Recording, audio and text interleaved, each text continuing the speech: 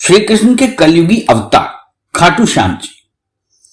खाटू श्याम जी का प्रसिद्ध मंदिर राजस्थान के सीकर जिले में है, जो कि जयपुर से लगभग 80 किलोमीटर की दूरी पर स्थित है।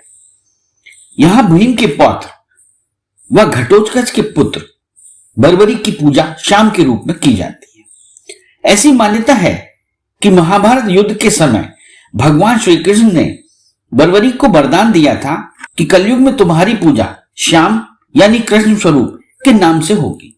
खाटू में श्याम के मस्तक स्वरूप की पूजा की जाती है, जबकि निकट ही स्थित रिंगंस में धड़ स्वरूप की पूजा की जाती है। खाटू श्याम बर्बरीक के रूप हैं।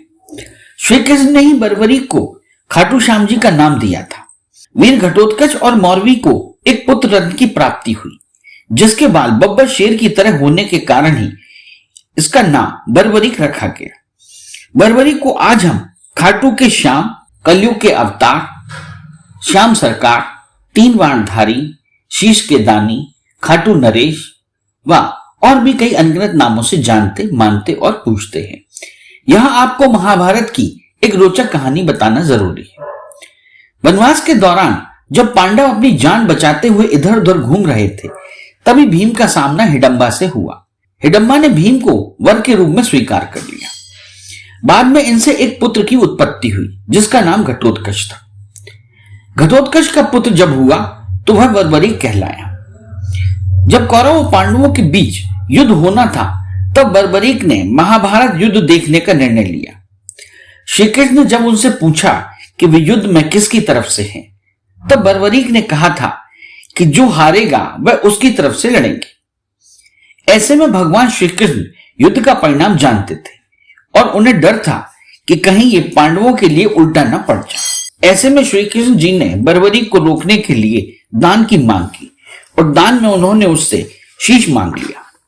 बर्बरीक ने श्री कृष्ण को दान में अपना शीश दे दिया, लेकिन उसने महाभारत का पूरा युद्ध अपनी आंखों से देखने की इच्छा जाहिर की। श्री कृष्ण ने उसकी इच्छा स्वीकार करते हुए उसका सिर युद्ध वाली जगह पर एक पहाड़ी पर रख दिया।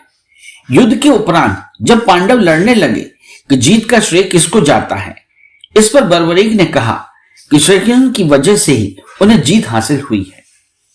बर्बरीक के इस बलिदान से श्री कृष्ण काफी खुश हुए और उन्होंने वरदान दिया कि कलयुग में तुम श्याम के नाम से जाने जाओ, क्योंकि कलयुग में हारे हुए का साथ देने वाला ही श्याम नाम धारण करने में समर्थ है। ऐसा कहा जाता है कि कलयुग की शुरुआत में राजस्थान के खाटू गांव में बर्बरीक का सिर मिला था। हुआ यूं कि एक खड़ी गाय के थन से अपने आप दूध बहने लगा। इस चमत्कारिक घटना के बाद उस भूमि को खोदा गया तो यहां खाटू श्याम जी का सिर मिला। अब ग्रामीणों में यह दुविधा हुई कि इस सिर का क्या किया जाए। तब सभी लोगों ने सर्वसम्मति से सिर को एक पुजारी को सौंपने का निर्णय लिया। इसी बीच क्षेत्र के तत्कालीन शासक रूप सिंह को मंदिर बनवाने का सपना आया। इस प्रकार रूप सिंह चौहान के कहने पर इस जगह पर मंदिर का निर्माण शुरू किया गया और खाटू श्याम जी की मूर्ति स्थापित की गई। खाटू श्याम मंदिर की स्थापत्य कला बहुत ही शानदार है। पूरा मंदिर लाइम मोर्टार, मकराना संगमरमर और टाइल्स से निर्मित है।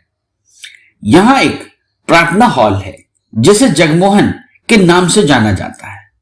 इस हॉल की विशेषता यह है कि इसकी दीवारों पर पौराणिक दृश्य चित्रित किए गए हैं। खाटू श्याम जी का प्रवेश द्वार व निकास द्वार संगमरमर का बना है। मंदिर के प्रवेश द्वार के सामने खुली जगह है। पास में ही एक सुंदर बाग भी स्थित है, जिसे श्याम बाग कहा जाता है। यह बाग पर्यटकों के आकर्षण का केंद्र है। यह वही बाग है जहां से भगवान खाटू श्याम को अर्पण करने के लिए फूल चुने जाते हैं। इस बगीचे के बाहर अलू सिंह की समाधि है। गोपीनाथ मंदिर भी मुख्य मंदिर के दक्षिण पूर्व में स्थित है। श्री गौरी शंकर मंदिर से जुड़ी कहानी भी यहां बहुत मशहूर है। कहा जाता है कि मुगल सम्राट औरंगजेब के कुछ सैनिक इस मंदिर को नष्ट करना चाहते थे। उन्होंने इस मंदिर के भीतर भालों के साथ शिवलिंग पर हमला बोल दिया। शिवलिंग से खून की धार बहने लगी। तब सैनिक वहां से भाग गए। आज भी शिवलिंग के ऊपर भाले के निशान साक्ष्य के रूप में देखे जा सकते हैं। आपको बता दें कि खाटू श्याम मंदिर के पास पवित्र तालाब है, जिसका नाम श्याम कुंड है। इस कुंड में स्नान का बड़ा ही महत्व है। माना जाता है कि इस कुंड से मूर्ति को पुनः प्राप्त किया गया था। इस कुंड में डुबकी लगाने से श्रद्धालुओं के समस्त रोग दूर हो जाते हैं, स्वास्थ्य लाभ प्राप्त होता है। वार्षिक फागुन मेला उत्सव के दौरान स्नान करना विशेष रूप से हितकर माना जाता है। खाटू श्याम मंदिर जाने का सबसे अच्छा समय अक्टूबर से मार्च का महीना है।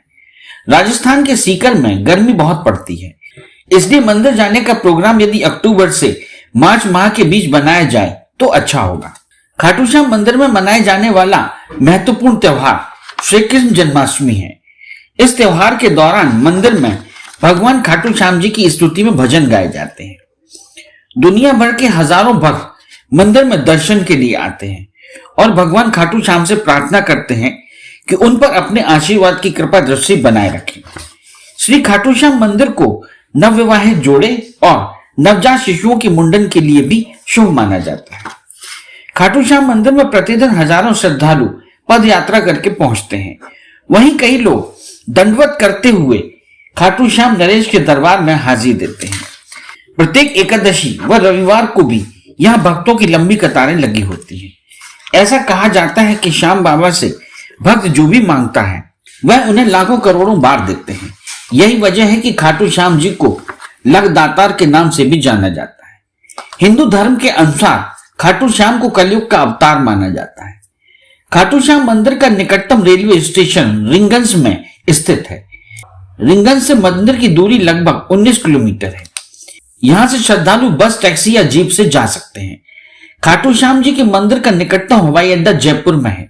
यहां से मंदिर की दूरी लगभग 95 किलोमीटर है। इस चैनल को लाइक और सब्सक्राइब करना ना भूलें। देखते रहिए बंजारा बीट्स।